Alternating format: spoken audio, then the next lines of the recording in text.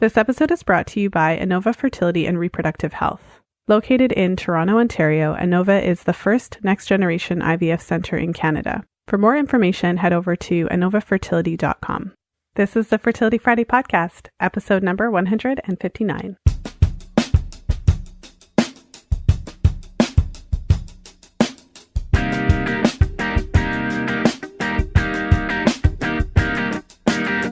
Welcome to the 159th episode of the Fertility Friday podcast. Thank you for joining me today. I'm Lisa from fertilityfriday.com, and this is your source for information about the fertility awareness method and all things fertility.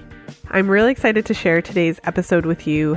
So for those of you who've been listening to the show for a while, you'll recognize, the Pill reality series. So I've actually recorded a number of episodes and released a number of episodes with women where I've interviewed women from the Fertility Friday community who were just brave enough to share their personal experiences with hormonal contraceptives with us. And so, my intention with this series is really just to create a space where us as women, where we can share our stories.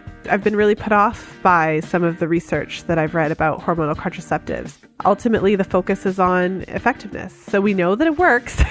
We know that it's extremely effective, but is that more important than the health of the actual women taking it? Is that more important than the experiences that women have while on it? And where is the space for us to just really have an honest conversation about what women are actually experiencing while taking it? And that's what I'm doing here. I'm creating that space for discussion and discourse where we can actually share the actual stories of what has happened on these hormonal contraceptives.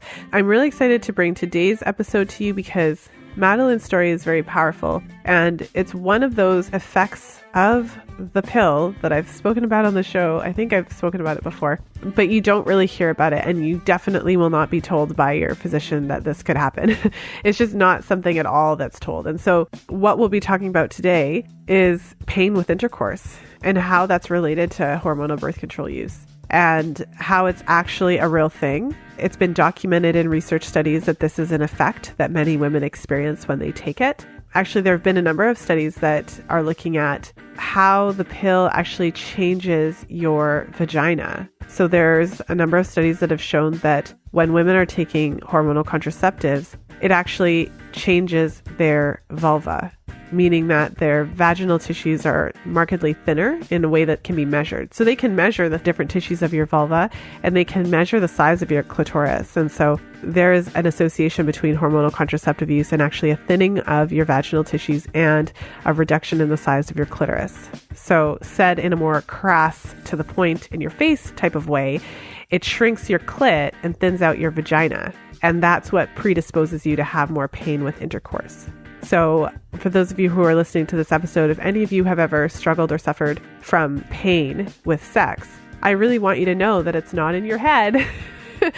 You're not imagining it. It's a real thing, and it's actually one of the possible side effects of hormonal birth control.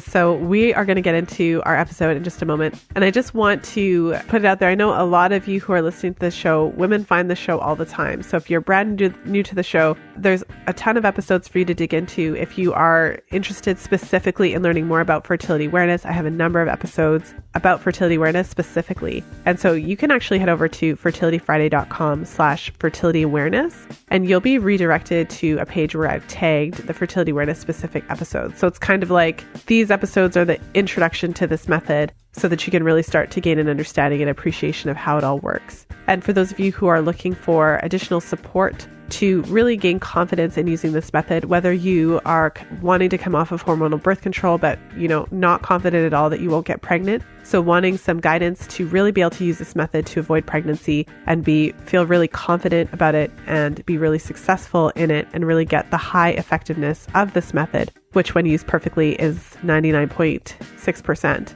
So in order to get that high effectiveness, I have a number of programs to support you in that process. And also for women who are trying to conceive, if you're having trouble figuring out what's happening with your cycles, or if you've come off of hormonal contraceptives recently and your cycles are super confusing, because that's what happens. It takes some time for your cycles to kind of level out, definitely head over to fertilityfriday.com/workwithme and take a look at the programs that I offer. This is what I do: fertility awareness education and helping you to really gain a sense of what's happening in your cycles. If you're not sure which program is the best fit for you, make sure to book a free 15-minute consult with me. So you can do that over at my Work With Me page, and then we can figure out which program is actually going to be the best fit. So again, that's fertilityfriday.com/workwithme. And before we jump into today's show, I just want to take a moment and thank our sponsor, Anova Fertility. This is Dr. Margie Dixon, CEO and founder of Anova Fertility and Reproductive Health in Toronto. As a veteran reproductive endocrinologist and infertility specialist, I'm a huge proponent of women getting educated on their fertility. It's true that knowledge is power, ladies. In 2016, I created Anova with the goal to be the leader in innovation, education, and communication for high-quality and humanized fertility and reproductive care, and I'm proud that we have the first next-generation IVF lab in Canada. We built our lab to support our mission to bring the latest technology, science, and evidence-based medicine to fertility treatment. With the science and tech in place, our highly experienced team is focused on humanizing the all-too-often clinical approach out there. It's been a year, and I'm thrilled Anova is celebrating her first birthday this month. We have helped so many of our patients begin beautiful new love stories in their families this year, and I couldn't be more proud. If you're in the Toronto area and are interested in learning more about IVF from our medical team, we welcome you to sign up for IVF 101 education sessions at our center. Please visit our website at Anova, that's ANOVA, fertility.com, under our services tab to register. For those of you who may be out of province or out of country, we may also be able to help. Email info@anovafertility.com to request a medical consultation by Skype. Remember, the first step in success is understanding your specific fertility situation. The next is finding a qualified fertility specialist team you're comfortable with. Whether that is Anova, and I hope it is, or at another qualified center, I sincerely wish you every success in creating your next love story. Enjoy the rest of the podcast. Thank you, Dr. Dixon. For more information about Dr. Dixon, if you haven't had a chance to listen to episode number 109, definitely check it out. The title of the episode is The Reality of Aging and Fertility, IVF and Assisted Reproductive Technology, and the Future of Fertility Treatments. A truly eye-opening episode. Without further ado, let's jump into today's episode. Well, I am so excited to be here with Madeline. Madeline reached out to me to share her story of being on hormonal contraceptives. And Madeline, I'm so glad you did, because this is one of the aspects of hormonal contraceptives that I haven't really seen talked about a whole lot. And you mentioned in your message to me that you really had to search kind of like the ends of the internet to find even something remotely that connected that for you. So a good place to start, maybe you could just share a little bit about when you took the pill, when that started, and then what your experience was like on it. Sure. So I started taking the birth control pill when I was 20 in 2008. I was on it for about 2 years with no major problems. In about 2010, I started having really severe chronic yeast infections. They just wouldn't go away. I was going to the doctor and getting antibacterials, and then I would have bacterial infections, and they would just go back and forth between yeast and bacteria. And somewhere in there, I started to develop pain in my vaginal opening. And, you know, for a long time, I thought it was a part of the yeast infections, just skin being raw or things like that.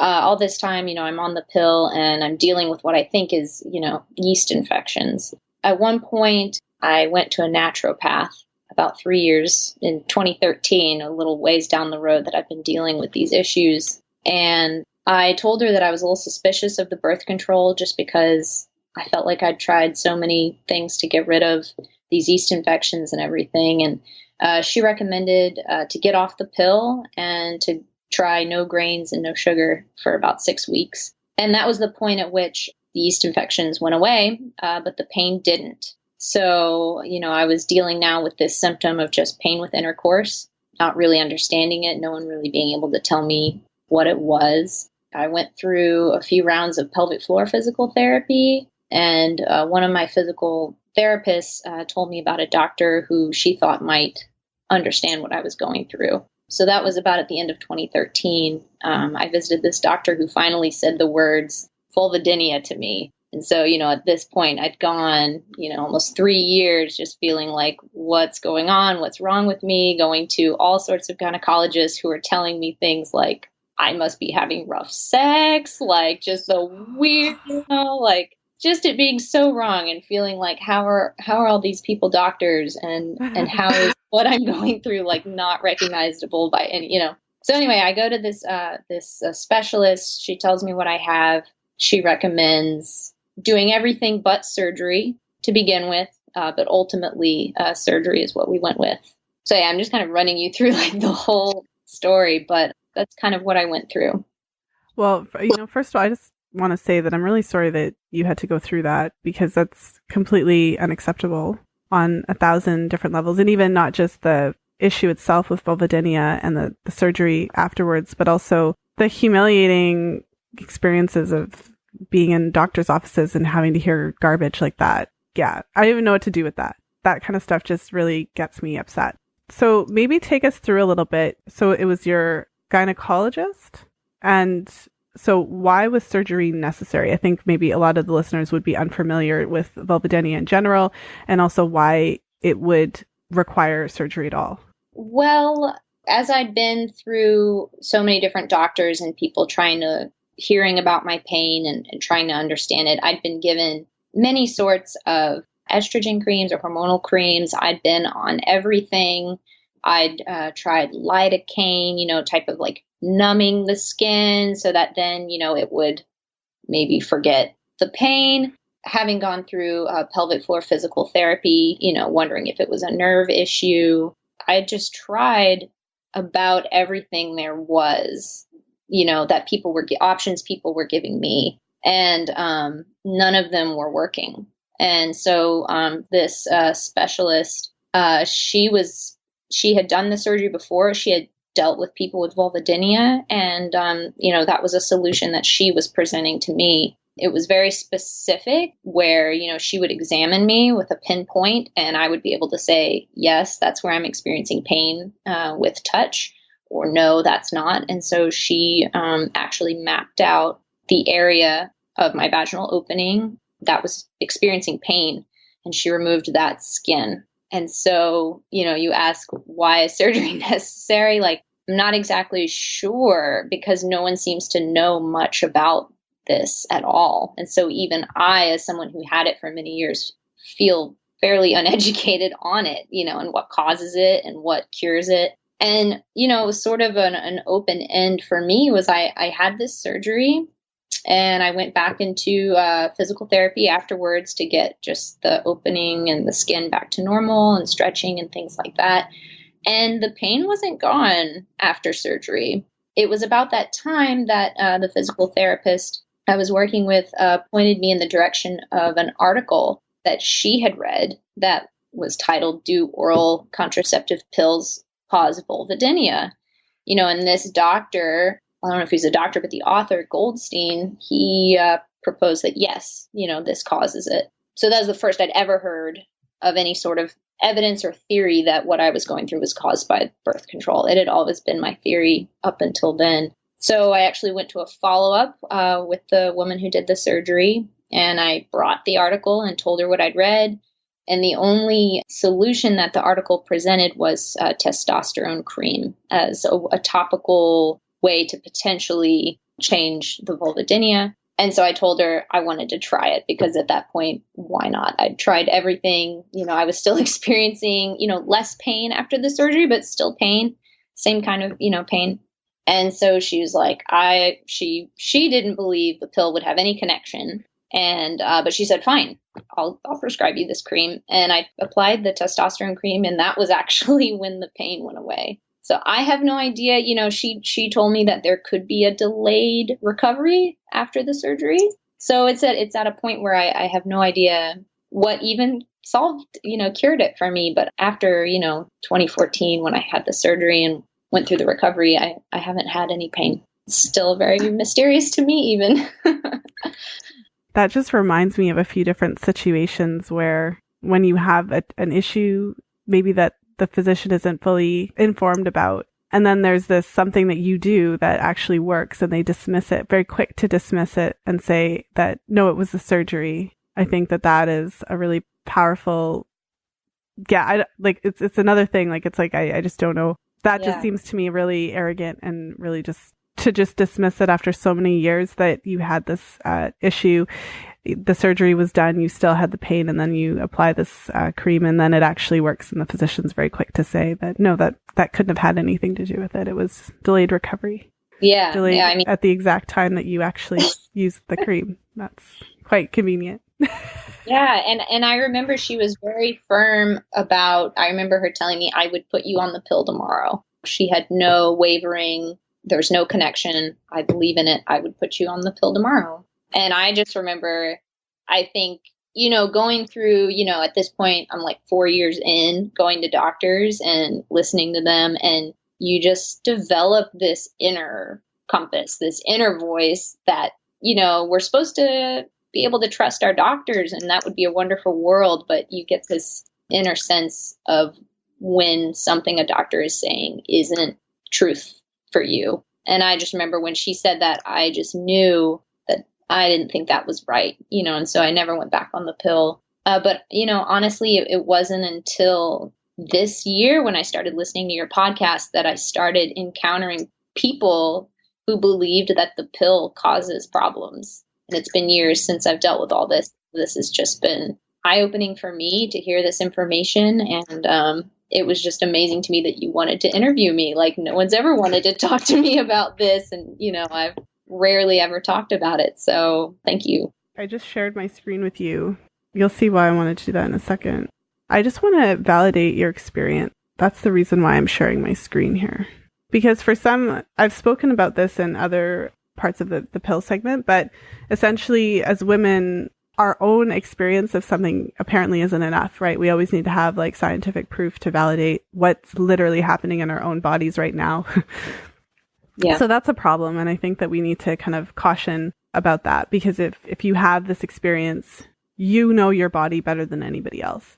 So, when you contacted me, I had already been doing a bunch of research about hormonal contraceptives. And to be honest with you, it wasn't hard to find a link, and it's not a huge stretch to think that it could be related. So I just want to show you a couple interesting things here, because I know you said that you weren't able to find a whole lot of information. So there are independent researchers who have studied the connection between oral contraceptives, and those are all kind of synonyms for the same thing. So vulvodynia, vulvar vestibulitis, but it's basically pain during sex. And so there's a connection. It's not in your head. Obviously, not every woman experiences it, but there is enough women who do experience it directly related to their use of hormonal contraceptives that it is actually, in fact, a thing. And a couple other just things I want to show you. You can see that I have quite a bit. Yeah, this is amazing. I would love to read all of these. Yeah, because it's not like, again, it's important to point out, it's not like one study that was done once. So I think it's Dr. Sarah Gottfried. If you're listening, Sarah, I'd love to have you on the show. FYI. If any of you listeners happen to have a relationship with Dr. Gottfried, I would love to have her on the show. She's spoken about that, the link between hormonal contraceptives and shrinking your clitoris. And so what I thought was really just jarring in the research is that there is a connection between hormonal contraceptive use and the decreased vascularization of your clitoris, as well as your vulvar tissues. So specifically around the vaginal opening, what happens is when they actually measure the thickness of the tissue around your vaginal opening, it's usually oral contraceptives in particular that they're testing, but hormonal contraceptives are associated with a decrease in the thickness of the tissue around your vaginal opening specifically. And then, of course, you have that association with painful sex. And it's like right there. So I shared my screen thank you. with Madeline here. And so this is just the abstract of this particular study, but I think that you can see what their results were. So it says, after the therapy, which is what they call oral contraceptives. So that's the therapy. So after therapy, the testosterone levels were reduced in both groups, whereas the estrogen decreased in only one group. The clitoral volume, so the actual size of your clitoris, decreased in all the women. Oh my gosh. So then they go on to describe a little bit more about that. And they also say there was a reduction in the number of intercourse per week and a reduction of orgasm frequency. The pain during intercourse worsened after OC use. And so ultimately they concluded that the pill was associated with increased pain during intercourse. So you can see very obviously why I wanted to share this with you, because this is not something that there's no support for in the research. This is something that's actually quite well researched, actually, if you think about it, because it wasn't hard for me to pull up a bunch of studies on it. It was not difficult, like, oh, how am I going to find? It was fairly straightforward for me to locate this information. And so it's a real thing. And I don't know how it's acceptable. And this is not something that, obviously, when you went in and were prescribed this treatment, they didn't advise you that this was a possible side effect of it. No. And then your doctor actually told you that she would prescribe the pill again. The same doctor that has already and will continue to perform surgery to remove parts of women's vulvas. Mm-hmm. Yeah. Yeah. I couldn't help it. I had to show you. Thank you. But part of it is just because I just get that sense, like that energetic sense that you're still kind of just like, is this really in my head, or was this like... Yeah, I'd never seen any other studies. Like that one article that I had read that my physical therapist back in 2014 had sent me was the only thing I'd ever heard. And, even it's just so countercultural to believe that the pill is harmful, it seems. Coming into the Fertility Friday community is like a place where it's okay to believe that. And, it's supported and it's people's realities. But just in having conversations, with my family or whatever, it was still just, there are a lot of people who don't want to doubt doctors and science. Well, and it's interesting because it's also there right in the science. Right. So that is actually the science. So arguably your doctor didn't read the science. Right. Right. So I find that to be interesting as well, because the difference between now and, 1964 was that then there hadn't been hundreds of thousands of research studies done on, oral contraceptives and the interplay of, this particular synthetic hormone and that particular synthetic hormone and all that kind of stuff. But now we're in a situation, and I keep saying this on these mini interviews that I'm doing, we're in a situation where the research is there, but the corresponding procedural changes have not been put into place. The corresponding recommendations have not been updated, but the actual research is there, quite literally. And I think it's interesting. I mean, I just pulled up some studies to show you, does it really change what your experience was? Does it make your experience any more real? You know what I mean? So we're at a point where also, I think part of the reason that I wanted to do this segment is because I think that things won't change until, as women, we're able to put our experiences into our own voice and just share it. And you don't need to have a scientific study every single, yes, I say that. And at the same time, I hear in my head someone yelling at me and saying, but you do need a scientific study. Yeah. But why can't we have both? So I think that it's important not to invalidate our individual experiences. And so I just want to be clear that I recognize and I totally appreciate that every single woman will not have this experience. And I think that's really important to point out, because that's never been my message that, oh my goodness, like everyone's going to have vulvodynia on the pill. Obviously everyone doesn't, right? But it's important to know that these hormonal changes affect women differently. And so it's important to know that it is a possibility. How many women out there do you think have painful sex, pain with intercourse, and they just think that there's something wrong with them? Yeah, there's so much power, in being able to name it. I mean, that was a huge gift that that surgeon doctor she did give me, was by sitting down with me and telling me, yeah, this is called vulvodynia, or, there's different names, but asking if this changes my story or changes my experience. I mean, it gives it a name. It gives it, an identity now. I can say that I had pain with intercourse or vulvodynia from being on the birth control pill. That gives it some power, and that gives it relatability, and that, that's something you can share with people. I've always wanted to be able to share this with other women, like I didn't have a good answer of what to do necessarily, but, just to be able to know what it is and know that other people out there must have had it. I mean, there's so much power just in being able to name something and then relate with others about it. I couldn't agree more. And I also feel like if you go into something knowing that these are possible things that could happen. So in your case, if you had been kind of properly briefed on the possible effects that this could have on your body in different areas, whether it's emotionally, physically, etc., then when you did experience issues with libido, or when you did experience pain, or just in the like the first instance, like at the earliest instance of this, then you would have had that like, oh, I think that the doctor mentioned that this could be, let me make an appointment, and like that's what happens when we're informed. Then we just have more information to which that allows us to make those types of connections and choices. Right. And even if this is a potential side effect of being on the pill, at the first sign of it, you can identify it and then choose to get off the pill if you want. I mean, I was on the birth control pill for 5 years with chronic yeast infections and pain with intercourse. And only towards the end did I go, maybe I should get off the pill. I mean, it's just, whereas if that were something someone had explained to me is a possibility, I probably would have gotten off a long time ago, as soon as I started to have bad symptoms. So it's kind of an awkward question to ask, but I know that there's at least one listener who's wondering, could you describe what it feels like, the pain that you had with sex? Sure.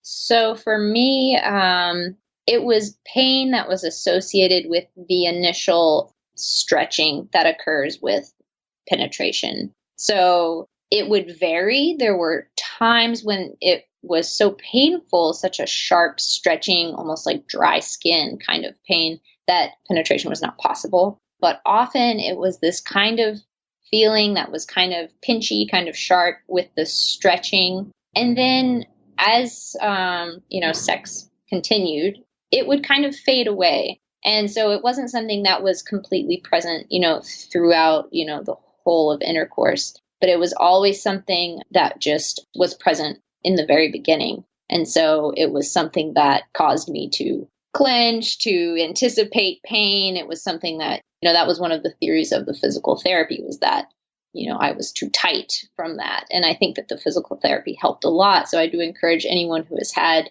vulvodynia or pain with intercourse to pursue physical therapy, because I think we do clench and anticipate, and sort of brace ourselves. I would love to know how other people experience the pain, because I don't know. But for me, that's how it was. So then you had the surgery and then you used the cream. And so then how was it different in your experience after that, once it went away? Yeah, once it went away, it's funny. It's still something that my mind is trained to anticipate, even after years of there being no pain. It's something that I still sometimes pops into my mind. But for me now, with the pain being gone, intercourse penetration, it's comfortable. There's no pain. There's no feeling of skin stretching. There's nothing, very present there. It's something that feels very natural and comfortable. So it's a big difference. One question about that then lends itself to, how were you able to negotiate that with your partner over the years? Yeah, my partner, I've been with him from the beginning that this started, and I'm still with him now. And he was just incredibly supportive. He didn't like the idea that I was experiencing pain during intercourse, but it was something that we spoke about and just knew that it was a reality and didn't want it to stop our intimacy. We would use lubrication, very slow, easing in to sex, that kind of thing. And so he was very aware of it and was very respectful of it. And there were times when it was too bad, or I was having yeast infections, and we would go a month or more, just like, I need to try resting or try having none of this, or, whatever. We've gone through long periods of just not really being able to have intercourse. He was very supportive. Well, I'm glad you spoke about that too, because I think it's kind of like that stereotype. I mean, it is a problem, right? But I've had a lot of conversations with women around sex and fertility, as you can imagine. And the general sense is just that you kind of work through it together, and it doesn't have to be it is a problem, but I think you know what I mean. It doesn't have to be a big, scary conversation to have, at least. It doesn't, it depends on your relationship with your partner. And for me, I would still have feelings of almost like guilt, like I'm bringing so much drama into your sex life. If only you could have like a normal person, like not have to deal with all of it. And And he would always just try to assure me, like, I love you and this is what we are working with. And that's just part of life, so that I was very fortunate to have someone so understanding at my side. But yeah, I think it's normal to have feelings of guilt or being embarrassed. "Oh, it's happening again. I'm sorry." Yeah, those are normal feelings too, no matter who you're with. I think they were for me. Well, and as you were talking about your chronic yeast infections, one of the other women who I interviewed for this series had a similar experience, not with the painful sex. She wasn't on it for as long because in her case, these yeast infections just kind of came out the woodwork. And after never having had any, all of a sudden she was just having them all the time. And what you said too, it was like the fight between the yeast and the bacteria. And it was, it's like you kill the one and the other. That was exactly her experience. And every time she went back and what her doctor told her basically was that, well, because you hadn't been sexually active before, you're probably just reacting to your partner's, like that kind of stuff, when it's like just kind of, it's kind of along the lines of like what the rough sex comment. It's like, what are you talking? You get paid to say stuff like that? Yeah, I know. Yeah, I was told that too. Maybe that's what it was. Yeah, I mean, it's so good to be informed as well, because when people say things like that, you have more of a filter or a guard that those comments can go through, in terms of if you're going to believe them or accept them, or even other procedures. Like early on, I went to a certain gynecologist talking about the pain, and he just kind of decided that he was going to like scrape some of the skin, like right there in the office, and say like a similar idea of the surgery, but like much less, thought through or whatever, and just was like lay back, and he just like scraped part of my skin away around the vaginal opening, and it was very painful, and it felt, and you're in the doctor's office, you want help, and you're willing to try and trust the doctor, but if you are informed, you can tell someone, no, that's not, I've heard of other people's stories or whatever, and you can have a much more successful interaction with doctors and just with your own journey of being healed.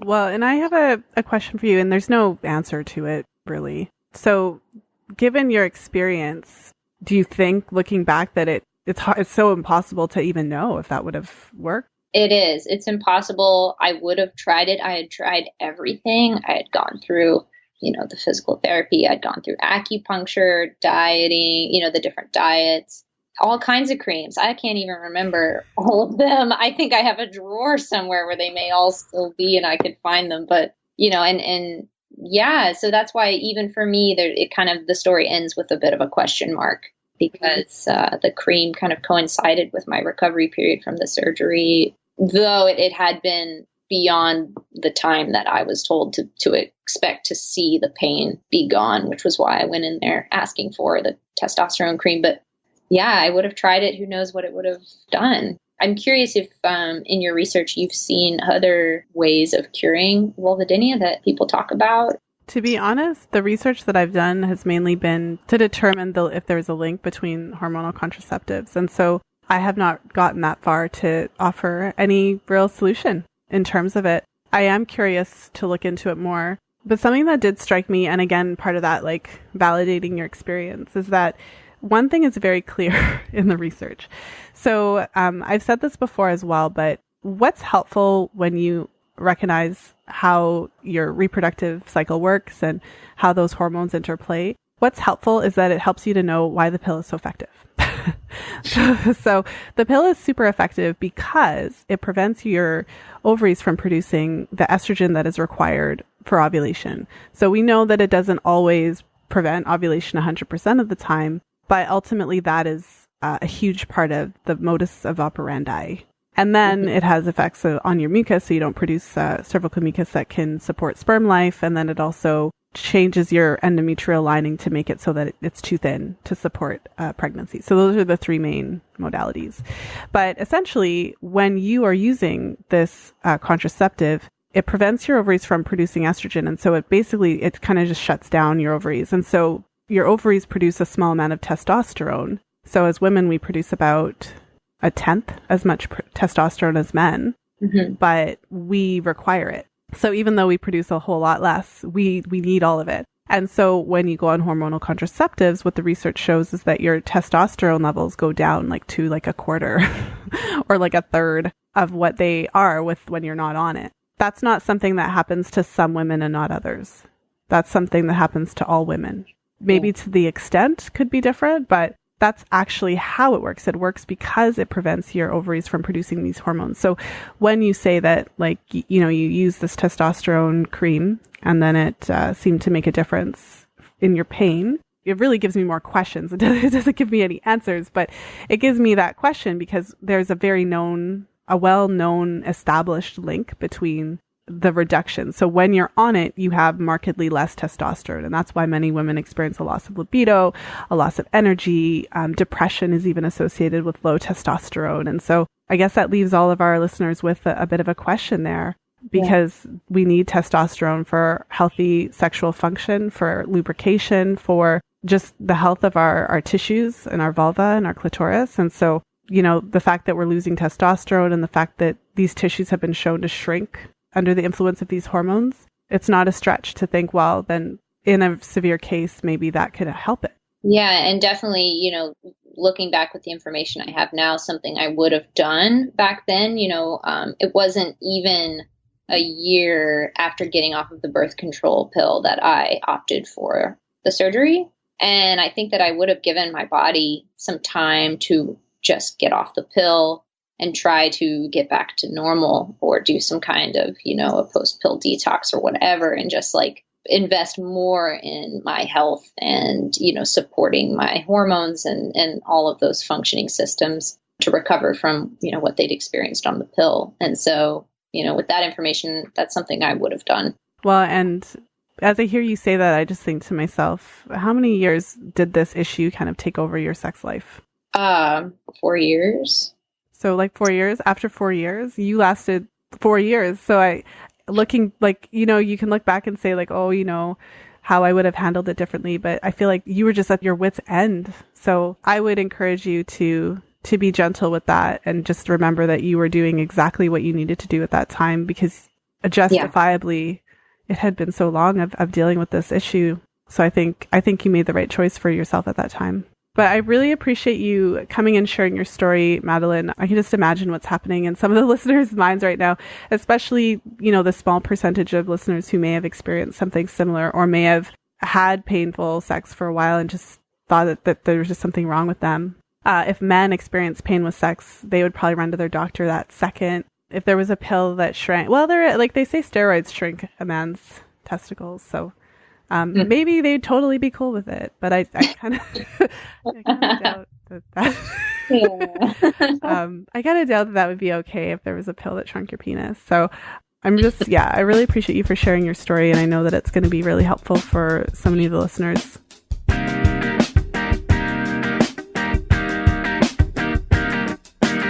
Thank you for listening. I hope you enjoyed today's episode. You'll find the show notes page for today's episode at fertilityfriday.com/159. And if you know somebody who has had a negative experience on hormonal contraceptives, or somebody who kept coming to mind as you were listening to this episode, make sure to share this episode. So you can do that with that link to the show notes page. You can also do it right from your podcast app. You can actually click right in iTunes or Stitcher and click the share button and do it via email or via text or WhatsApp or whatever it is. And ultimately, we really want this information to get out there. What makes me the most sad and frustrated is to think and wonder how many women out there experience these negative impacts of hormonal contraceptives, but really have no idea that it could possibly be related. So they just internalize it all and think there's something wrong with them. The number of women that I've spoken to that just think that, it's just me. I just have a low libido. There's just, I'm just not that interested in sex. Meanwhile, you've been on the pill since you were 14. Well, you don't really know what your libido was because it never had an opportunity to just be. So it's important to know that the pill impacts every woman. Every single woman is impacted by it. That's the reason that it works. So, the pill's job is to shut down your hormones so that you can't ovulate and get pregnant. So whether it's the pill, the patch, the shot, the progesterone impregnated IUD, I get a lot of questions from women there's this idea that they're all really different, but ultimately, regardless of the administration, although there are some nuances and different contraceptive options, ultimately they are all doing the same thing, which is preventing you from being able to conceive. They are disrupting the natural healthy function of your menstrual cycle. That is the reason why they have the hormones. And so those hormones disrupt a number of natural processes. And one of those natural processes is your testosterone production. So every single woman who takes hormonal contraceptives has low testosterone. It is not only some women that have that. And the combination of low testosterone and low amounts of your natural estrogens and progesterones predispose you, make it more likely that you would experience pain with sex. Like I mentioned at the beginning of the episode, changes to your vulva, meaning like shrinkage of your clitoris or thinning of your vaginal tissues. So every woman who takes hormonal contraceptives is affected in one way or another. We just have to figure out like, what is that effect?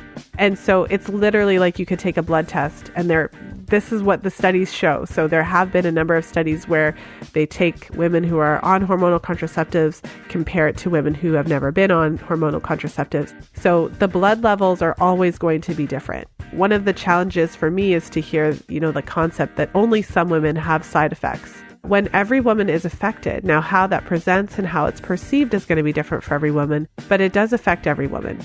And if it didn't, it wouldn't work as birth control. That's the whole point. So that's the message that I want to get out there, that it does affect everybody. It's just a question of how. And it's not to say that no one should ever use hormonal contraceptives ever, although maybe, I would like to say that. That's not really my message, but my message is that informed choice, that informed consent. So if you know that it's affecting your hormones, if you know that it's affecting your body in this way, then you get to decide how long you're going to take it for. You're going to actually know that it could possibly have some of these effects, so that if you experience anxiety, depression, the libido, painful sex, that you actually know that that could have been related to it, as opposed to what happens now when, a lot of women do experience those negative effects, but they don't know that it could possibly be related to the pill. And so they just put up with those effects for so long, years, and just think that there's something wrong with them. So they just internalize that and think, oh, there's just something wrong with me. I'm just not that sexual of a person. I just don't like sex that much, when really you don't even know what you like because your hormones have been suppressed for so long that we're not in a natural hormonal state. The good news is that, I've had a number of clients who've come off of hormonal contraceptives to find that their libido does improve and their relationship with their partner improves because of that, because they have that increased interest in sex. So there is hope. So I hope you appreciated this episode today. I really hope that you enjoyed it. Thank you so much, Madeline, for sharing your story, for being so brave to come on the show and share your experience. I know that this episode is going to help, so many women, especially women who are in a similar situation and haven't really been able to find a whole lot of information about this connection between hormonal contraceptives and pain with sex. A special thank you to my sponsor, Inova Fertility. Make sure to head over to fertilityfriday.com/Inova for more information. And also for those of you who are wanting additional support with charting your cycles, using the method for birth control, helping to identify any potential challenges that are preventing you from conceiving if you are trying to conceive, that's what I do. So make sure to head over to fertilityfriday.com/workwithme. I have a number of programs that are designed specifically to help you gain confidence in using fertility awareness and also developing body literacy, being able to understand what your cycles are saying, the connection between what's happening in your cycles and your overall health and fertility. So fertilityfriday.com/workwithme. If you're not sure which program is the best fit for you, make sure to schedule a 15-minute consult with me so we could talk about it. And I just want to thank you so much for listening to the show today, for supporting the show. I really appreciate all of you for being part of the Fertility Friday community. If you are wanting to talk more about this particular episode, if you have a story to share about your own experience with, hormonal contraceptive side effects, painful sex, or anything along those lines, make sure to join us. So you can head over to fertilityfriday.com/community and join the Facebook group, and we will be talking about this episode in there. So I really look forward to meeting you in there. So fertilityfriday.com/community. So thank you so much for being here with me today. I really appreciate you letting me be part of your day. There's like 100,000, 300,000, 500,000 podcasts you could be listening to today, but you're listening to mine, and I really appreciate you taking that time to hang out with me. And so whether you're on your way to work, in your car, driving and listening to this, going for a run at the gym, whether you are doing laundry in the house, cleaning up, wherever you are, on a plane. I really appreciate you letting me be part of your day and hanging out with me and listening to the show and supporting the show. So thank you so much. And as always, until next time, be well and happy charting.